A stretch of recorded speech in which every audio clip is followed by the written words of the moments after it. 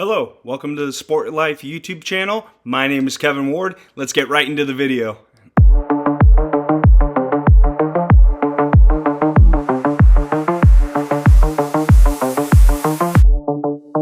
So in this video today, we're going to kind of go off the fantasy football kind of detail or the NFL detail or just any mainstream sports. Talk about coaching for youth coaches a little bit. I had coached youth Little League baseball, travel ball baseball for numerous organizations. Coached high school baseball from when I was about 18 all the way to about 26, 27. Got about 10 years of amateur experience. I'm not here to flaunt and think I'm elite at being a coach or anything, and I want to establish that right away. It'd be an insult to those who are great coaches to ever put myself in that conversation. It's just my experience in coaching and what I learned, what I dealt with, etc. And especially with youth, right? So I coached 8-year-olds all the way up to 20-year-olds getting ready for college after high school.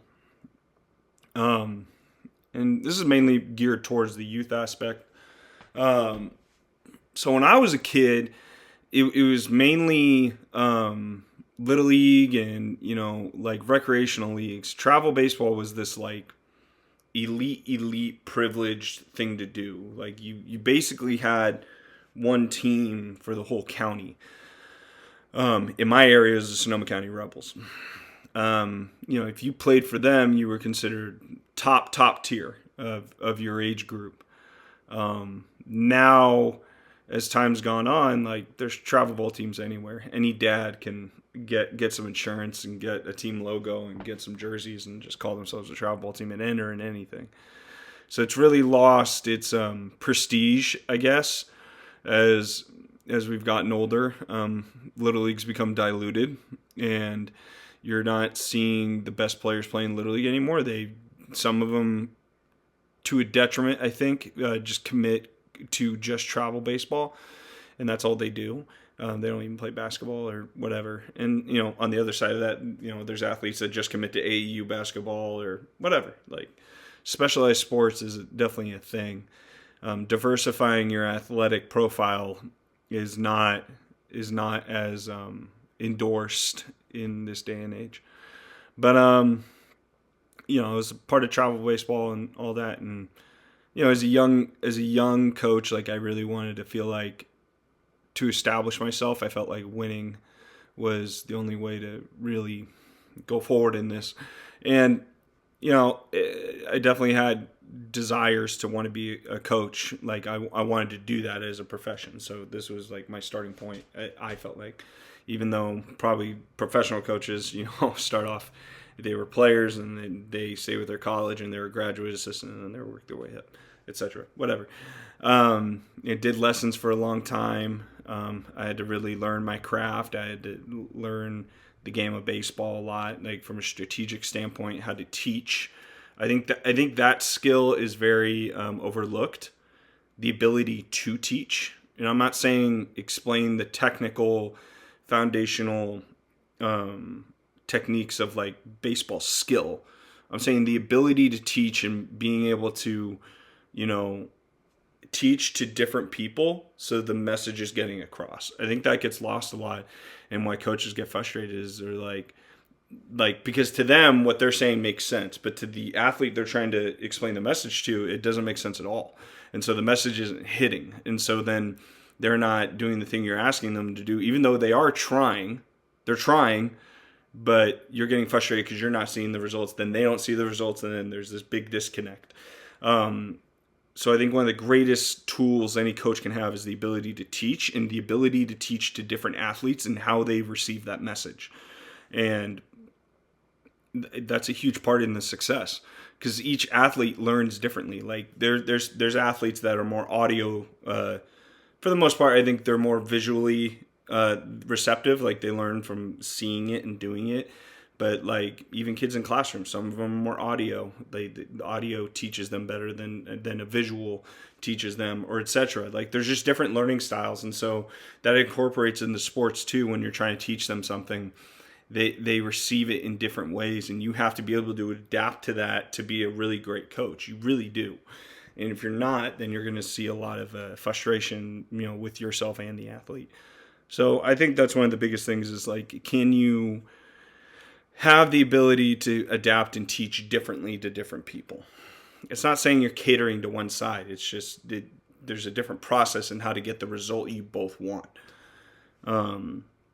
So like when I was coaching, I probably was harder than I wanted to be. As a young guy, my energy was just wired that way. I think most young guys start off that way. They're just a little bit more rugged, a little harder. And they probably yell more. They're a little more enforcing. And that doesn't always get the message across. Sometimes it's necessary. I think as I got older, I learned that you barking to the crowd, so if you got your players out on the field and you're hitting fungo or you're doing whatever, right? Like you barking at the crowd and letting everybody in on your conversation is a huge detriment, and it doesn't necessarily get the conversation across. As opposed to you pulling the athlete in, you having a one-on-one conversation, and you can be stern in that conversation, and then the sense of urgency in that message is still going to get across, but it's a much more private and direct conversation you're having with the athlete, and it's not letting everybody else in. And as coaches, we're like, I don't have the time to bring them in and bring them out. Okay, but then if you don't have the time to do that, you're not going to get the result you want, because you're barking and sending all this energy out, but it's not getting the message across you're trying to intend. And so maybe the best way to do is, hey, take 5 minutes, bring them in, have a close-knit conversation, so then everybody can focus on that, and then you move on. So yeah, I mean, I definitely was a barker, and not in the best way, and I had to take my lumps and learn. And I was pretty hungry to win, and I think all coaches, whether there's a dad that's just starting off in Little League and they're 30 years old and they never coached before, or you're a player that used to play and now you're trying to get into coaching, like your energy is so much more towards winning, and especially with youth athletes, like. And I'm not saying winning shouldn't matter, but there's a way to get that message across that isn't as blunt. It can be direct, but I think that when you focus just entirely on the result, I guess is what I'm trying to say, instead of the progress and the success and the evolution of the athlete, I think we're losing what it means to be a youth coach. Sometimes we sacrifice the development of a player just to get the result and win. At the end of the day, that win, yeah, sure, after the game you're getting beers and getting pizza and you're talking about how great the win was. But the sacrifice of an athlete that really is trying to get better and he only got one at bat or only played 2 innings. And that's not serving to what it should be to be a youth coach. And it's hypocritical to say, because I want to fucking win more than anybody. It bugs the fuck. I fucking hate to lose more than I like to win. I just fucking do.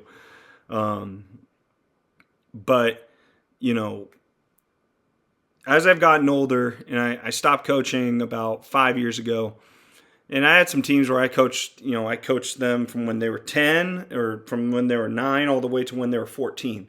I spent half a decade with those guys, and I was pretty committed. Like we would play a fall season, and then we'd have winter workouts, and then we'd go into a spring season, and then they would play their Little League, because I still think it's important to play in your Little League, play with your community, and then go right into summer, get summer workouts going in, and then you're right back into fall, and it was year round. And I was as committed as anybody, and I wanted that commitment from my players, because like I said, younger guy, I really just wanted to win, and I did want to develop, I did want to get guys better.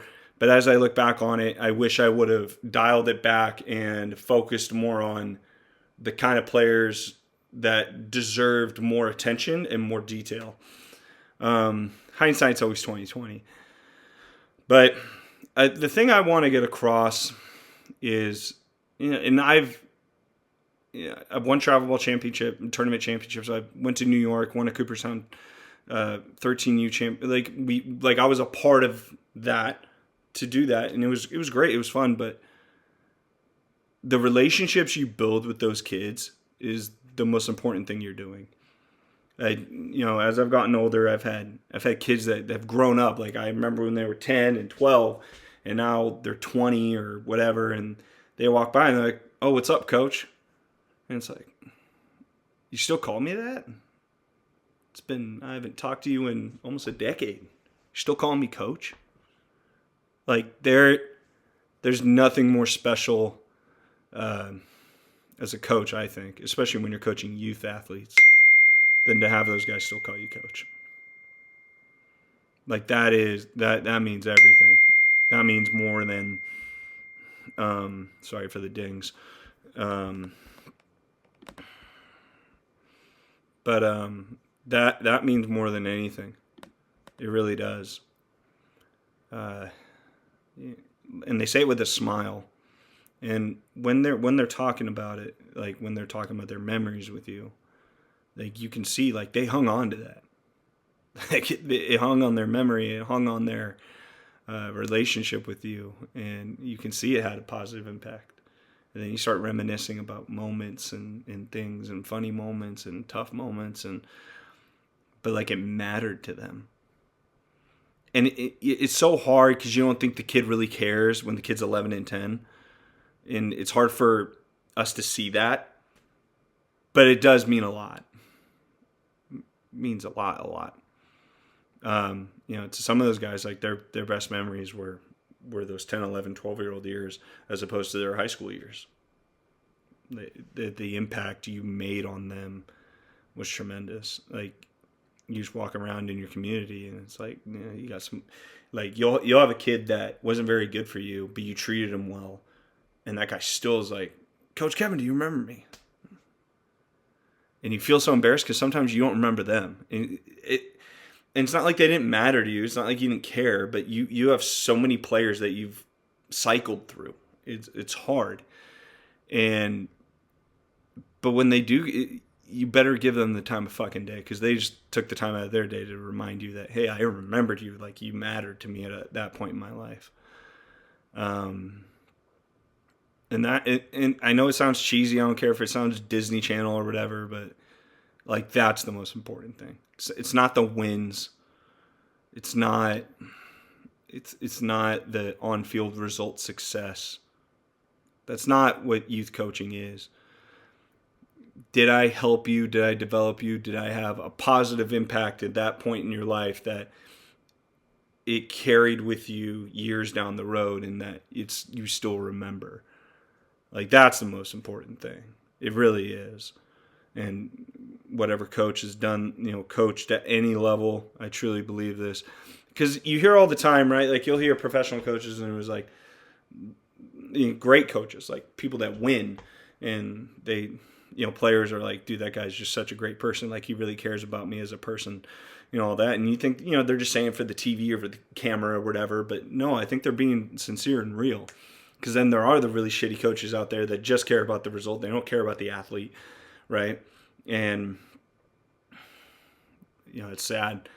But, this is just like a reminder, I guess, to all youth coaches, no matter what level you're doing, no matter how serious the travel athletic sports team you're coaching. It's about the direct relationship you build with your players, and the memories you leave with them, and how you foster that going forward. And like I said, winning still matters. But there's a way to deliver that message about winning to where it's not about the result. There really is. Like, you need to change your phrasing, especially with youth athletes, of success. And it's not to diminish the value of winning, but what is success? What does that look like? Success is, player can't hit the outside pitch. He doesn't know how to fix it. You spend the time with him. You work with him. He develops the skill and hit the outside pitch, right? It's it's an infielder who struggles with ground balls, and you teach him the fundamental technique, and you see the growth and the success of him doing better with that. And then you expand from a team aspect. Like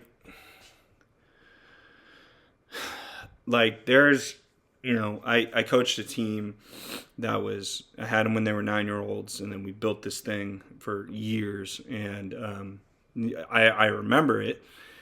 We lost 7 straight championships in travel ball. We lost 7 tournaments in a row. We just always finished second, and it sucked. And we worked hard, and there was times where, like, it's funny because like you don't want to see your kids cry, especially with like sports. Like some people view it as soft, but if you really just take the step back and you realize like they spent a lot of time trying to get better, and so when the result isn't there, they feel like they failed, and they feel like their growth or their evolution isn't going in the right way, and that's hard. And so they're crying because they're like they want it bad. They do.